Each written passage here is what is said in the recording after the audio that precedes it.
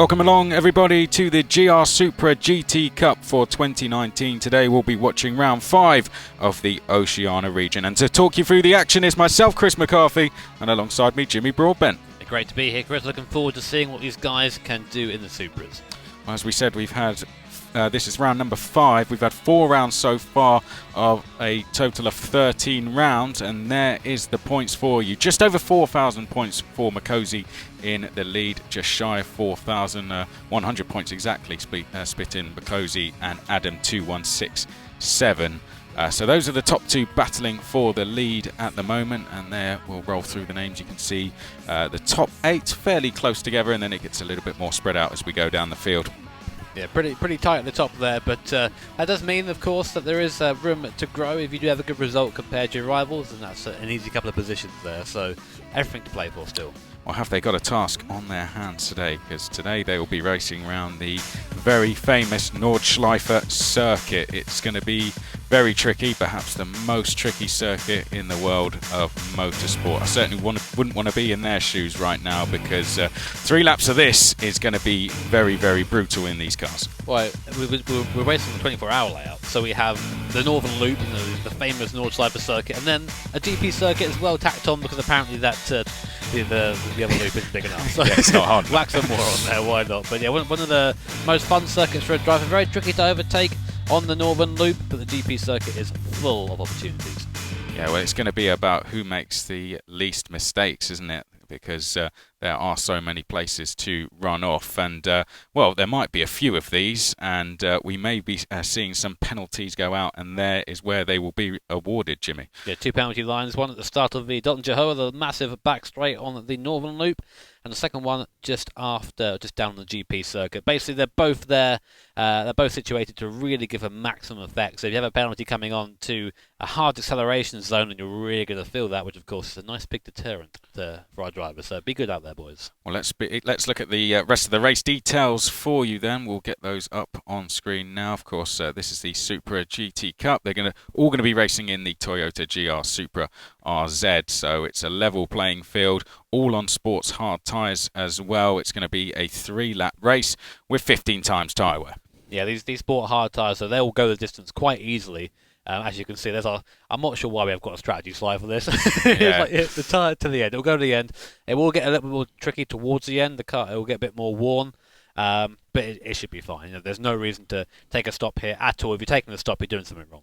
I think it's obvious what we're going to see strategy-wise. Let's get into the grid then and see who will be starting where ahead of this 3-lap race for round 5 for the Oceania region. There you can see the cars on the grid, drivers getting ready to go racing for round number 5. Makosi is going to be starting at the head of the field, the championship leader. Then we have Adam 2167 second in the championship in 2nd place. So the top 2 there have an interesting battle out front, I'm sure. RRS is going to be in 3rd place. Then we have Jordster in 4th place. The usual saying what cars they're in is not needed this time, is it? Pro Sim is going to be on the inside of row number 3, and to the outside is going to be GTP Legend. Then on row number 4, it is going to be Luck Goes My Way. Well, let's see if that plays out. 7th place for him, and then we have Mr. Natty Gaines. Well, be hoping to gain some positions on the outside of row 4.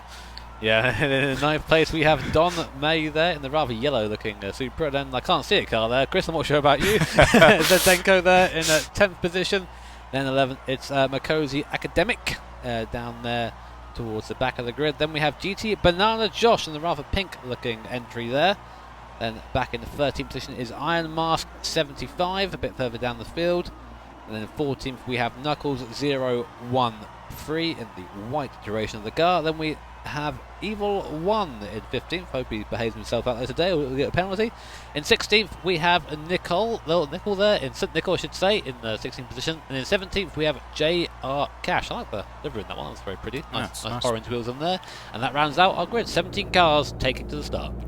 Okay, here we go. Let's hope they all get round the first few corners in one piece. Makosi is going to lead them down to the line for the first time. Adam 2167, they're in that championship fight. The points are very, very close as they stand. Adam 2167 could do with a win though, could do with beating Mikosi here. However, there are still 15 more drivers in pursuit that will be hoping to take the win themselves today. 3 laps is pretty much long enough to go around this circuit. In terms of strategy, as we said, we expect them all to be going to the end, so we won't have to focus on that today. And Mikosi then will be the first to head down to the hairpin for the first time. Let's hope we have a clean start. We've got a long race ahead, so let's hope everyone behaves themselves. Right, Mikosi coming up to the line. Let's get ready to go racing then in the new GR Supra GT Cup for 2019. Mikosi, last preparations now, another deep breath, just relaxing himself, and there we go, we are off away and racing. The lights go green. Adam 2167 slots in behind in second place, RRS is third, then it's Jordster in fourth, and everyone as they started as we head down towards the first corner. Are we going to see any changes of positions? Adam 2167 having a little look down the inside, maybe that or a defensive line from RRS. Prosim has gone up to fourth place, but only momentarily. They're still side by side as Jordster has the position at the moment, so a good little side by side bit of action there between those two, but it's Jordster who just about comes back with fourth place. Prosim still in fifth place at the moment. Very easy to go wide at that first hairpin there, but everyone through there in one piece, which is good to see. RRS. A little bit of a spin in the background there from RRS, not a spin, so a little bit of sideways action, but you're going to see that in this car. Of course, this is the road car, so none of that fancy downforce we're used to with the race cars. He seems to move around quite a lot as the race progresses, and even more so as the tyres start to wear. So here's Adam 2167, I think it's called Adam from now on, I think. Looking fairly fighty earlier on with Nick Mikosi. Now, as we were saying, as we kind of get throughout this, onto the northern loop here, which is the Nordschleife as we know it, overtaking becomes very difficult. The best place to do it is on the GP circuit where we are now, but of course it's a 3-lap race, so plenty of time for things to go wrong and mistakes to be made. We've seen races around here before, another in the World Finals and whatnot. There's always action towards the end because people tend to fall off on their own around here. It's quite a challenging circuit. Well, let's see how many get round without doing that, but Nick versus Adam out front at the moment. RRS is staying there in third place, staying right with them at the moment, but this is when it starts to get interesting as we go on to the Nordschleife layout. The top 3 looking fairly close together. It doesn't look like we've got any huge battles going on so far, or anyone particularly falling away at the back of the field, so this is set up very nicely to be an interesting race now as we enter the Nordschleife for the first time. And well, take a deep breath and let's hope we get round in one piece. Adam there in second, just looks under a little bit of pressure from RRS at the moment. Jordster there in fourth, then it's Prosim in fifth. GTP Legend still in sixth place, and well, Nick doing a good job so far, but we have some very technical sections coming up and some very, very tricky corners as well, particularly in these cars. You notice how much different now the circuit looks to the GP circuit we were just on, a lot thinner, a lot more narrow, and the curves are a lot higher. This is a circuit, a bit of a relic, this track, from a time of racing where safety wasn't quite as big a deal as it is nowadays, and you can see that in the curves around here, really big. The road cars that we have here, they've got fairly soft suspension, so they aren't too bad over it. You can kind of take quite a lot of curb in these cars, where you wouldn't be able to do it maybe in a GT3 car or something like that, but the circuit being so narrow is what makes it so difficult to overtake around here. Over through Platz for the first time, and a little bit of a blend of the front, probably a brake in this car, and back on for the fast right, then you're on the power all the way down to Arenberg at the end here. So Adam is just using a slipstream right now, taking RSS 180 behind as well. Looks like Nick Mikosi might have to defend coming down here with a crest and a fast left coming up here, so the car's coming off the ground temporarily. Bit of a lift through here, then as soon as the car is settled, heavy on the brakes, and then slow down for this long downhill right-hander. It's an interesting situation that Adam is in here, because there's absolutely no margin for error, as you touched on there around the Nordschleife. So when is it worth taking a risk to make a move? Because I'd say that's what it usually is wherever you make a move around the Nordschleife. Is it worth it? Is it worth just waiting for the GP layout? Is Adam going to play the waiting game here? I wonder. We'll have to find out. But RRS may be... Is he going to disturb Adam's chances of getting the lead of the race? He might well do so if he stays there in third place. And Jordster trying to close in fourth as well, just over a second back at the moment. But the top 3 still pretty close together. There's Prosim in fifth, under a slight bit of pressure with GTP Legend. And luck goes my way trying to close it. At the moment, it seems that guys at the top pulling away from the rest of the field, as this is GTP Legend here in 6th position. He's just cruising round right now. It's kind of difficult round here because it's such a long circuit that you kind of you find yourself not really wanting to attack very early on. You just kind of want to just get through it and make sure you get through the northern loop in one piece, really. But I'd say that in response to what you were saying earlier, where do you go for it around here? I mean, as soon as you can, really. It's single file, so if you're being held up by the person in front of you, then it's better just to get by as soon as you can, get over, take a move done, and then just try and make as much distance as you can before maybe get into a section where they're stronger than you are. See how much the cars move back. This is the slowest corner of the circuit here, so the car right down, even 45 mile an hour through there at the apex and back in the power. These Supras, they aren't slow in a straight line. They're V6 if memory serves, and there's about 330 horsepower or so, which is fairly sprightly. So these things will probably hit about 140, 150 down the back straight, something like that. And toe will come into effect down there. So if you're close enough down there is definitely a chance for a move here. But right now we're just coming around the bottom section of the circuit. We're at one of the lowest points on the track right now, and we're about to have a very long climb up to the second half of the circuit. My personal favourite part of the track, the sweeping corners at the end of the lap. So here we are on board with RSS 180. Very easy to catch that curve there and slide off to the right if you're not careful. And this is where Nick Macozy is really going to be feeling the lack of draft uphill. He's having to punch a hole in the air for the guys behind, and up this uphill section, even this 330 horsepower Supra is going to struggle a little bit.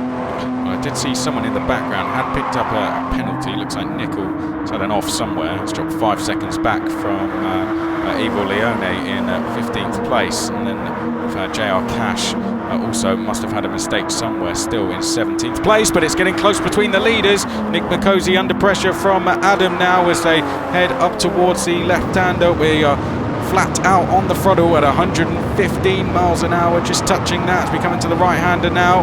Adam there, just a touch of the grass for Nick Macozy, and Adam not quite able to capitalise at the moment. Didn't really happen, Nick Macozy, given they were going flat out at that point. RRS still right there, so well, it's getting a little bit closer, isn't it, between the top three as we get further into the lap, and Nick Macozy's going to lead us round this left-hander then for the first time ahead of Adam and RRS. These three, they've got a gap of 3 seconds now back to Jorster. I think that's credit to how well they're driving so far. Yeah, I think at this point they need to understand that they are the fastest cars on the track. That's what they do at this point. And just try and work together a little bit. Of course, racing is selfish. You want to be ahead of the guy in front of you. You want to be winning the race if possible. But at this point in the race, it's not really worth thinking about the victories. It's worth thinking about positioning yourself to be have a chance of that on the last lap or the last half lap or so. That's kind of how you have to think with a longer race mindset. It's a long lap around here. We're about 2/3 of the way around one lap, and we have 2 more to go after that. So it's a bit of a slog for these guys, especially if you aren't used to driving this circuit. But it's really great to see these road cars go around. We rarely get to see this as commentators, because we usually see Group 3 cars, Group 2 cars, Group 1 cars.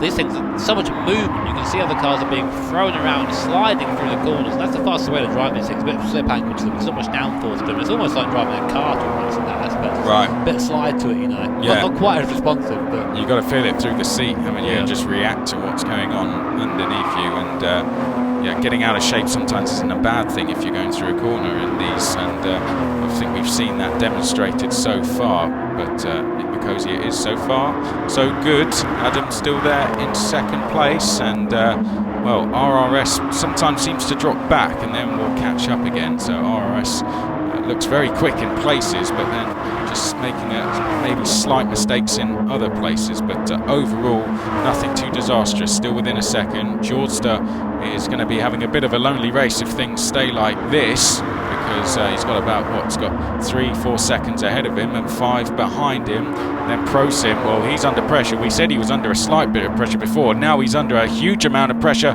from GTP Legend, and luck goes my way. Prosim is in danger of dropping out of the top 5 here if he's not careful. So he come around the left-hander. Prosim can't make any mistakes here, and well, could be a sitting duck when they get to the long straight. So Prosim is in 5th for now, but may not be by the time we get to the end of the lap. Bit of a mistake there though for GTP Legend, I think. Yeah, second carousel is a bit tricky. It's it's my least favourite corner on the circuit to drive personally. It's very tricky. I never get it right. You end up getting shot out if you're not careful. So we're coming on to the the back's great now, the Dr. Hoa, which I always mispronounce, so sorry any Germans who are watching in the chat, don't get too angry at me.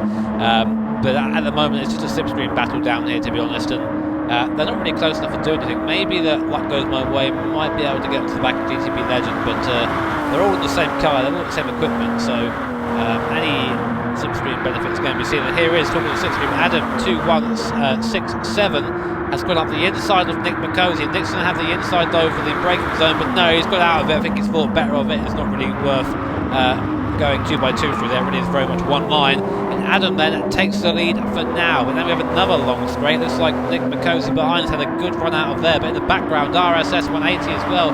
He's got a chance of maybe picking up a spot here. He's on the inside, tucks back into the slipstream. That's one lap done. 2 to go, and of course next one was a big old hairpin, so let's see how brave Nick is feeling. Yeah, Nick is the one under more pressure than Adam here, and Nick went to go defensive. RRS has already gone down the inside though, and they're side by side then. RRS comes down the inside, Nick will have the inside for the next corner though, but I think RRS was just ahead enough to cover that move off from Nick McCosey, so good driving there. RRS up into second place then, that's given Adam a 7.5 gap over the rest of the field, so we've got a couple of changes now that have been made on the first lap.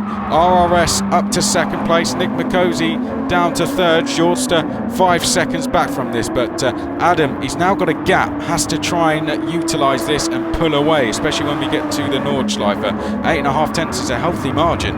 It is definitely. Oh, but a move, that, yeah. Nick McCosey down the inside. Not taking it lying down as he back up the inside of RSS 180. He understands that this is the best place to do it. It's down here on the GP, so he gets it done. And I think he's very much aware that if he got stuck behind RSS 180, I think he's really just being pulled along by these two, if I'm honest. Right.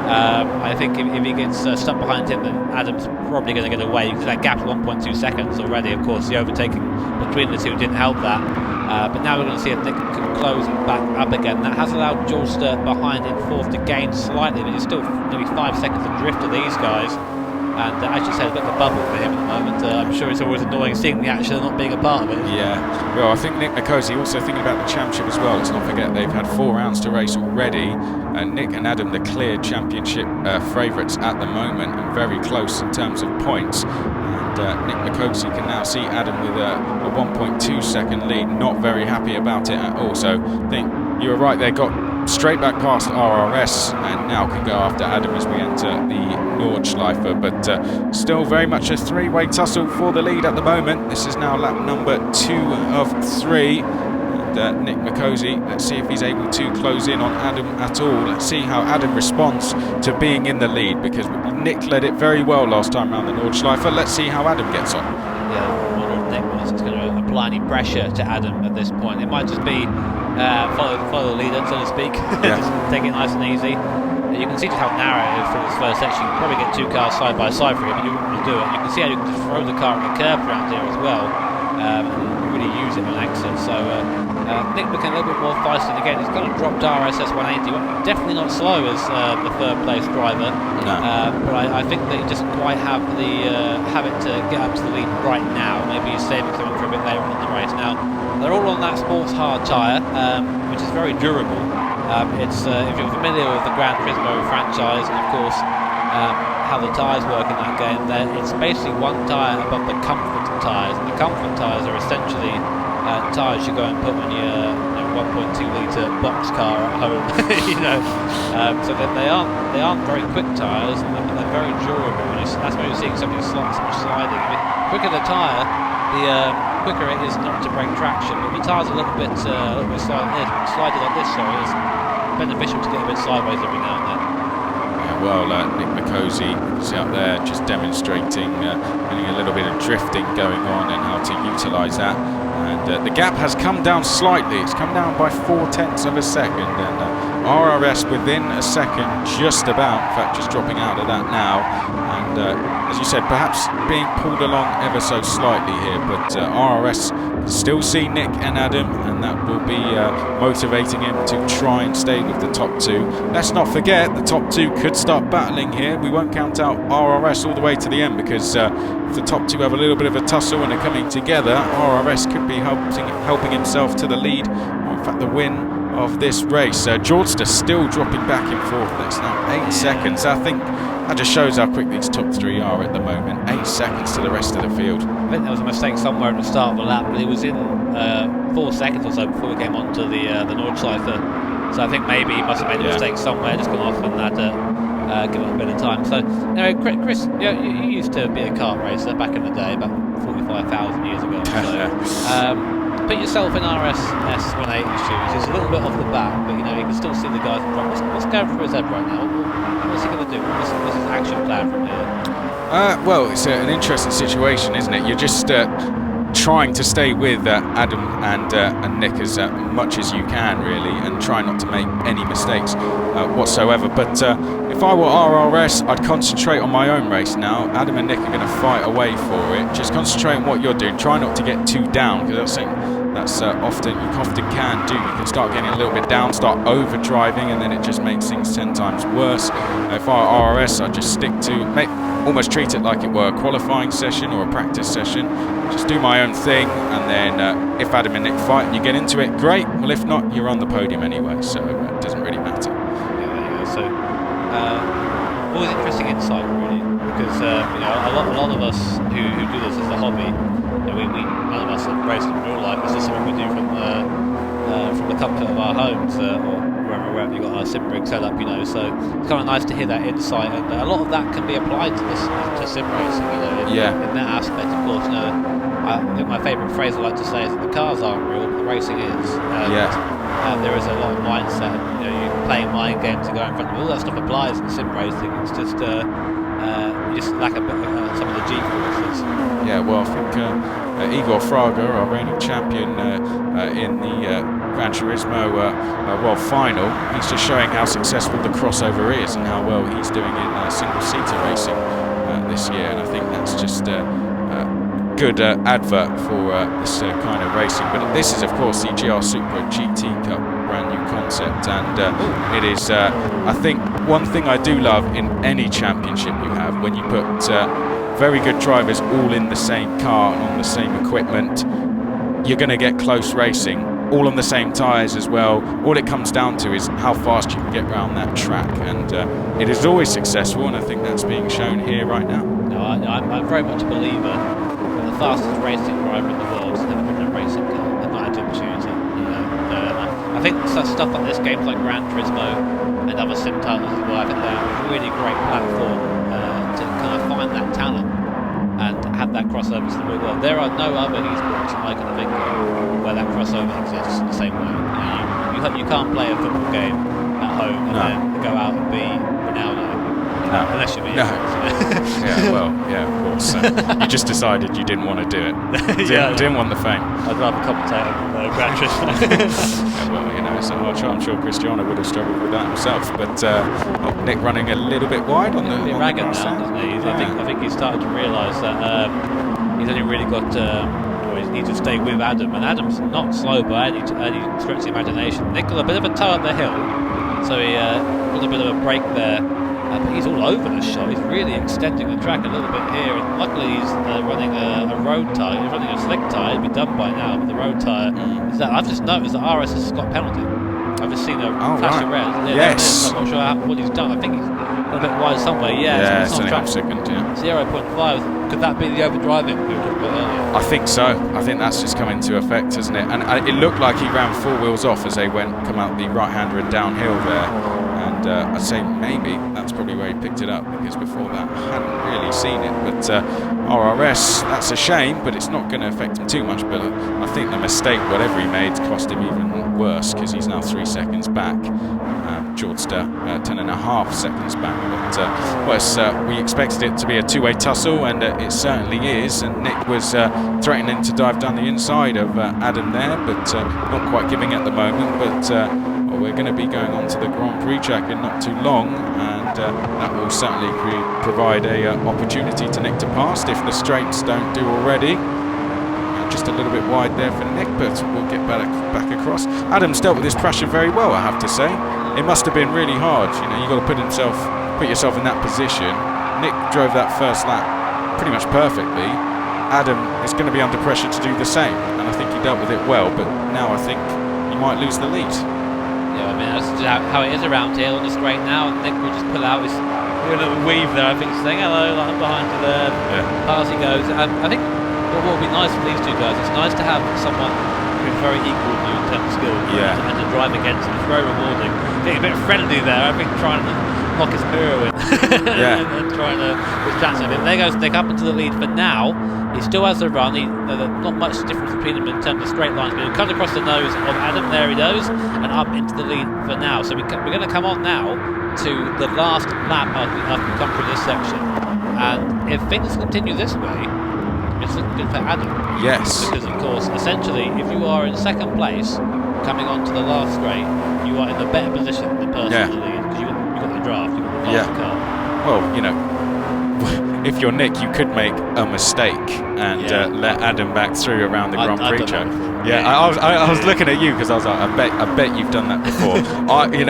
I've done that before in karting as well, and it's something I've seen done several times. And there we go. Was that it almost? Not quite, but Nick would benefit from perhaps losing the lead here. It's a strange thing to say as a commentator, but Adam, I think, is going to retake the lead. So Adam back into the lead then, and Nick is going to, fight it round the outside. So he does want to stay in the lead. I think that's a clear signal. And Nick just about getting to the limits of the track there and a little bit more. See that 20 there will go far now on those sport hard tyres. They will go for a lot longer, those tyres. They're very hardy, but of course, keep smashing the throttle on anything, you'll get sideways, and the tyres get pretty warm. So there goes Nick. Oh, Nick's made. There we go. I say Nick's made a mistake there, but that's what we were talking about. Yeah. But he's still there fighting. Maybe he's just trying to make it seem more authentic, aren't they? I'm not too sure actually. Yeah, maybe he's just trying to make it look like he didn't want to lose the lead. But mind games going on aplenty here between Nick and Adam. I think you're completely right though. They must be enjoying this. We're talking about it like there is a close battle going on for the lead, but at the same time, I bet they're both really enjoying themselves. That seems to be a thing within sim racing in general. People just want close racing. It's not about sort of winning all the time as such. They just want to have a good race and a close race and a clean race, and that's exactly what we're seeing here. Exactly. I always say for myself, of course, it's not true for everyone. I haven't got the absolute drive to win. Some people do, but I'd rather have a great race and finish seventh than have a boring one and finish first. Yeah. Well, sometimes. Because those are the ones you remember. You can't tell a story of leading likes to flag and winning by 30 seconds. It's a little bit boring, but you can if you fancy an ego boost. There's plenty of those people. I once led a race that flag. Oh, tell us about it. Oh dear, but it's Nick Macozy has positioned himself in second position. That's hard to say. And Adam there is still leading at the top of the field. It's kind of been throughout the rest of the field fairly quiet. There's a bit of a fight going on there. Here we are. I was about to go to this actually. A bit further down. This is a fight for 13th, 14th, actually 12th as well, because Macozy Academy is there at the top as well. So I've got Macozy's in this race. And here comes Iron Mask 75 and the very bright coloured Supra there. Very hard to overtake into the endurance layout chicane. It's very quick. It's just more of a fast left-right than an actual chicane, so it's hard to really throw one on the inside there unless you're close. But these guys are close by, and of course coming onto the loop now, you're wondering if they think, you know what, I fancy going this, because it seems at the moment Macozy Academic ahead is actually holding up a little bit. Yeah, well, this is it. You've got to fight for every position like it's the lead of the race, especially when you're a little bit down the order and perhaps working your way towards becoming an Adam or a Nick Macozy in the future. So this is all good stuff here from Knuckles and Iron Mask, who are putting on a great show for us with Macozy Academic just ahead. The leaders will remain as close as they are. I'm sure we can see the gaps to the left-hand side of your screen, and Nick Macozy within half a second. You can see 3/10 back from Adam at the moment, but Iron Mask, like that livery, just chasing down Knuckles at the moment.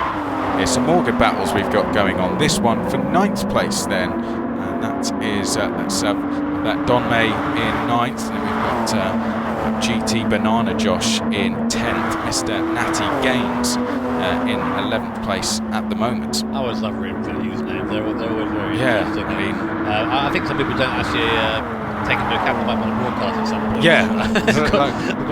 or people know that. And do it anyway. They're just trying to do it to wind you up, isn't it? Like, let's see how he gets around this one then. Trust me, I've had some very bad ones to do before. Some I couldn't say on a broadcast, and it's pretty hard to get around those ones. Yeah, we're trying to avoid those. It's races the cars are coming back together now. You kind of find this in some of the races that cars spread out a bit and come back together towards the end. As wow, Bernard Joss absolutely sending it there over the crest and just about gathering it back up there.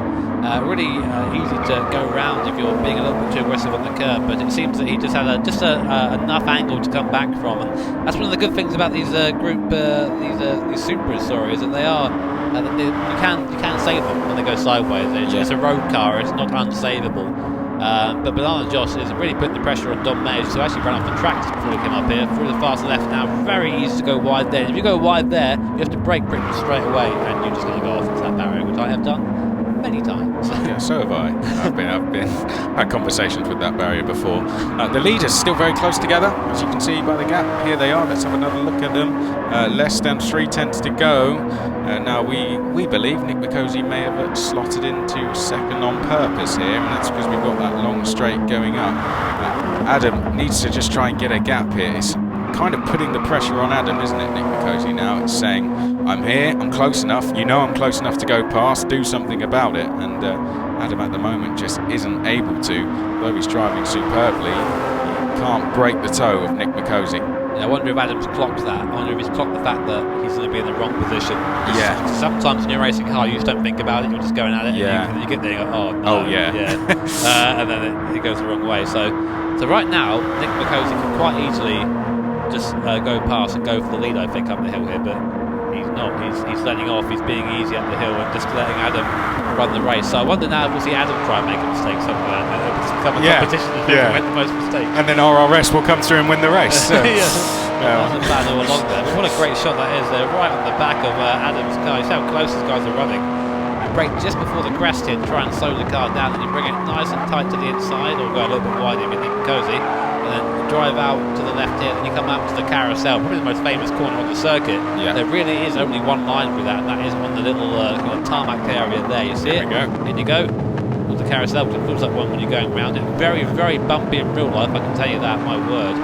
It feels like your spine's not going ahead. And then back up the hill again. And the elevation change here, I mean, you can see it in game, but nothing ever does it justice. If you ever get the chance to go round, and of course, if you're fancy coming to see us put on a World Tour event a bit later on in June, I think it's 21st and 22nd we're there in the Nürburgring, then come say hello, go do a couple of laps, or go watch the pros do a couple of laps, that's what the 24's on. It was awesome.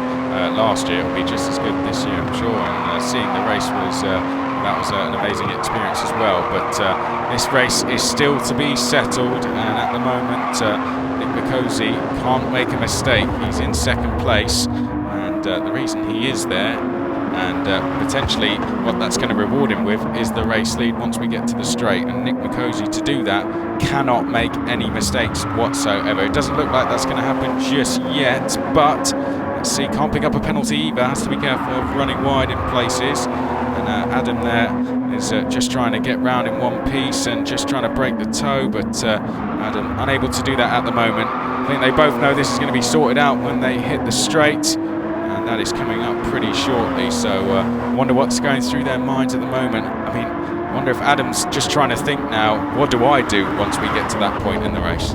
Yeah, I mean, maybe that's still not occurred to him yet. I mean, we're coming around now the last series of corners. I always call it part of the roller coaster because it feels like that down here. It's just so fast, and you have to, your line is dictated by the camber of the road through here. You have to take a certain line, or you get absolutely just shot off into the grass. See, they're really taking a bit, all the line and more there for Adam. So what's Nick Mikosi going to do? He's got the opportunity to go through here, and there you go, backs up again. So Nick knows entirely what he's doing. Adam is just trying to toe the line at the moment, coming around this very tricky over the crest left hand again, very easy to go wide there. Mikosi getting a little bit sideways on the grass, but okay. Through the second carousel, both are good through there, and now this is where Adam needs to either make a mistake in inverted commas or have a fantastic run through, because this is going to be Nick's chance to strike now down the straight. Yeah, well, Adam has chosen to try and build a gap, and it's only going to be 3/10. Nick Macozy just staying behind for now, and here we go. Well, Adam seemed to back off just slightly there. Nick Macozy also just backing off to stay in behind, but certainly what it looked like to me anyway, unless I saw that all wrong. But Adam is leading the way. Nick Macozy is going to pull out of the slipstream now and should just go past Adam. Nothing he can do about this. Here goes Nick Macozy, and Nick Macozy, can he make it by before we get to the next corner? Let's have a look.